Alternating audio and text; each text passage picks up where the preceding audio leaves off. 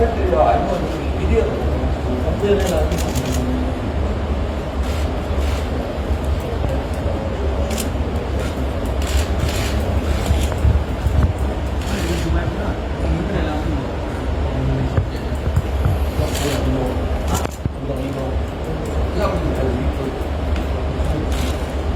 tại sao họ có mặt trong trận họ báo cho chúng ta có việc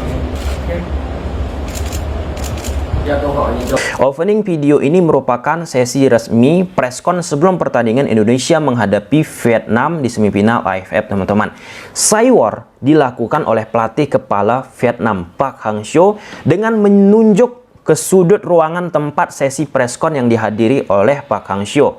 Park Hang-seo mencoba mengkonfirmasi siapa orang-orang tersebut, apakah mereka benar-benar media atau bukan. Nah, setelah dijelaskan, Park Hang-seo mengerti dan mengatakan oke dengan tersenyum khas Park Hang-seo. For your information, teman-teman, yang ditunjuk-tunjuk oleh Park Hang-seo tersebut setelah aku baca, teman-teman, ternyata mereka itu media dari Korea Selatan yang mengikuti Coach Shin Tae-yong bersama timnas Indonesia selama AFF 2022 yang selesai di tahun 2023 ini untuk membuat dokumenter. Dan kabarnya juga, teman-teman, orang-orang tersebut juga sempat beberapa waktu yang lalu mengikuti Park Hang-seo, ya serupa juga ingin membuat dokumenter Park Hang-seo bersama timnas Vietnam. Ini hanya kesalahpahaman saja, teman-teman. Tetapi apa yang dilakukan oleh Park Hang-seo ini memang selama AFF ini ada sesuatu yang membuat sebelum pertandingan itu menjadi bahan pembicaraan. Oke, sebelum kita bahas apa-apa saja yang disampaikan oleh Park Hang-seo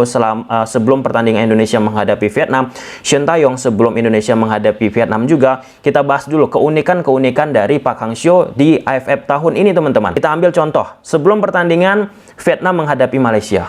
Secara belak-belakan, verbal, berani banget Park Hang-seo. Ini memang karakternya, teman-teman ya. Dimainkan psikis kita, psikologi kita. Ditanya oleh awak media, bagaimana tanggapan Park Hang-seo kepada pelatih Malaysia, Kim Pan-gon. Sama-sama dari Korea Selatan nih, teman-teman.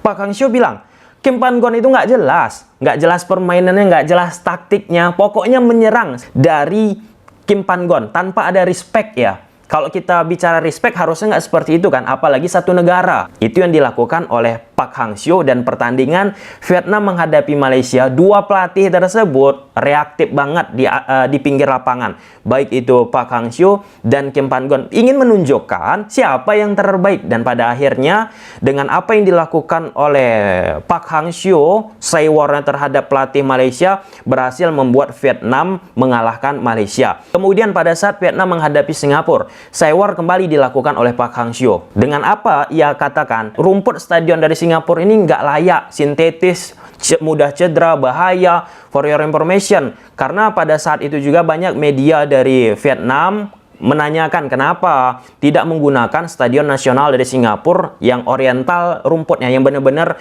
rumput murni, teman-teman, bukan rumput sintetis. Di situ kembali gorengan-gorengan media membuat sebelum pertandingan Vietnam menghadapi Singapura menjadi buah bibir. Nah, sekarang lagi, teman-teman, sebelum pertandingan Indonesia menghadapi Vietnam, statement dilakukan oleh Park Hang-seo lagi menjadi buah bibir. Salah satu yang paling krusial ya, ia menunjuk-nunjuk wartawan, itu yang pertama. Dan ini yang paling fakta menarik ya, teman-teman. Ini merupakan preskon tersingkat yang dilakukan oleh Park Hang-seo. Kalau kita bicara AFF ini aja, tahun ini 2022 yang selesai di tahun 2023. Paling singkat, teman-teman.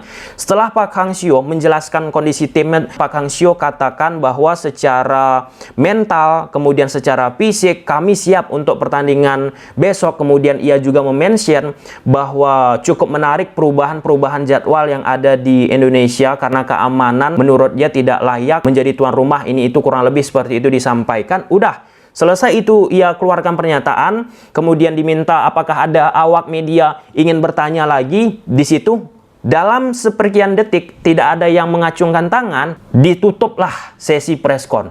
Dan itu menjadi salah satu buah bibir aku baca di media Vietnam dengan bahasa Vietnam langsung, teman-teman, aku translatekan. Dan ya, ini membuat ya sebelum pertandingan Indonesia menghadapi Vietnam memanas. Nah, sempat aku bicara dengan Direktur Utama PT LIB sebelumnya, teman-teman, Pak Ahmad Hadian Lukita, tentang saywar di dalam dunia sepak bola Indonesia kita. Saiwar yang sempat aku bahas sama Dirut PT LIB ataupun selaku operator sepak bola Indonesia kita teman-teman, contoh seperti pertandingan Arema menghadapi Borneo di Piala Presiden 2022.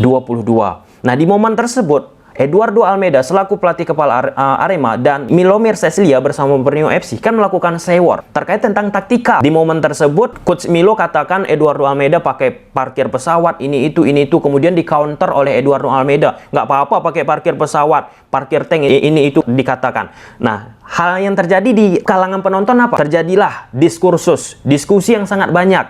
Ketika diskusi semakin banyak, membuat penonton pecinta sepak bola Indonesia tertarik untuk menonton pertandingan Arema menghadapi Borneo FC di final Piala Presiden tersebut, teman-teman. Dan terbukti di atas lapangan pun selebrasi terjadi. Eduardo Almeida dengan dia kepakkan tangannya, teman-teman, seperti pesawat setelah mereka berhasil mengalahkan Borneo FC. Kemudian pada saat liga berlangsung, Coach Milo di awal laga kebetulan mendapatkan jadwal menghadapi Arema, berhasil mengalahkan Coach Eduardo. Selebrasi parkir pesawat juga. Nah, jadi momen-momen seperti itu bagus untuk bisa meningkatkan atmosfer pertandingan selagi masih dalam batas wajar, teman-teman. Kalau misalnya terlalu datar-datar aja, teman-teman, bumbu-bumbu di dalam dunia sepak bola itu nggak ada. Kita ambil contoh di Liga Inggris. Seiwar itu kan mereka jaga. Untuk apa? Karena sebelum pertandingan akan lebih banyak diskusi terhadap pertandingan tersebut, dan pada saat hari H pertandingan, teman-teman, banyak orang yang tonton. Kita bicara terkait tentang caranya bagaimana meng-create pertandingan tersebut ya, teman-teman, agar pertandingan tersebut menjadi pertandingan yang banyak untuk ditonton. Ingat sekali lagi, tentunya masih dalam batas wajar. Oke, biar video nggak terlalu panjang, aku ringkas saja beberapa poin, teman-teman, yang nggak usah aku tampilkan klip-klip apa yang disampaikan. Kurang lebih yang pertama, Coach Sintayong, pelatih kepala timnas Indonesia kita, katakan tidak akan menggunakan taktik parkir bus, tetap bermain seperti apa adanya. Nah, ketika beliau mengatakan demikian, tentunya teman-teman sudah mendapatkan gambaran bermain seperti apa adanya itu seperti apa. Apakah bermain seperti performa yang meningkat seperti di kualifikasi Piala Asia ataupun seperti menghadapi Curaçao, atau seperti ya laga-laga yang dihadapi timnas Indonesia di AFF kali ini. Nah, antara dua itu aja, bagaimana konsep permainan timnas Indonesia seperti biasanya yang disampaikan oleh Coach Sintayong. Dan Coach Sintayong juga katakan akan bermain totalitas, menampilkan sesuatu yang terbaik, menampilkan permainan yang menarik, teman-teman. Itu yang disampaikan oleh Coach Sintayong, dan semoga apa yang disampaikan oleh Coach Sintayong tidak membebankan pemain tentunya. Kemudian yang kedua, ketika awak media bertanya rekor yang jelek antara Coach Sintayong ketika bertemu dengan Park Hang-seo, itu masa lalu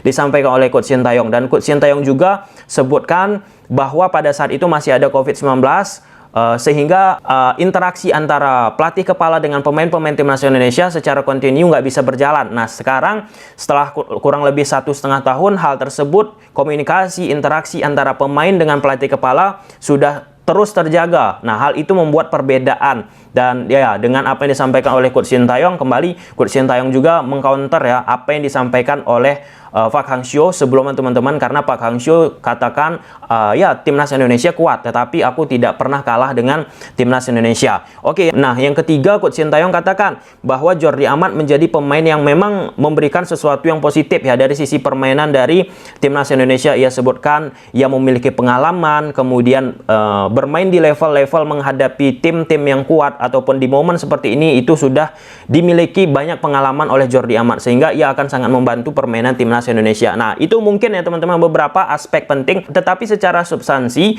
Coach Sintayong tentu harus hati-hati dengan apa yang dilakukan oleh Park Hang-seo dan staf ofisial Park Hang-seo di atas lapangan dari sisi psikis, taktik, psikologi, teman-teman. Kenapa? Karena media-media Malaysia, pundit-punditnya, teman-teman, komentatornya, itu mengantisipasi banget taktik psikologis yang dimainkan oleh staf ofisial pelatih timnas Vietnam di pinggir lapangan untuk menekan wasit yang ada di atas lapangan. Dan terjadi pada saat Vietnam menghadapi Malaysia, psikologis wasit ditekan terus-menerus oleh staf ofisial dari Vietnam di pinggir lapangan, dan bekerja dengan bermain 10 pemain dengan psikologis wasit ditekan terus, nggak terasa bagi Vietnam, dan akhirnya Malaysia pun mendapatkan kartu merah 10-10.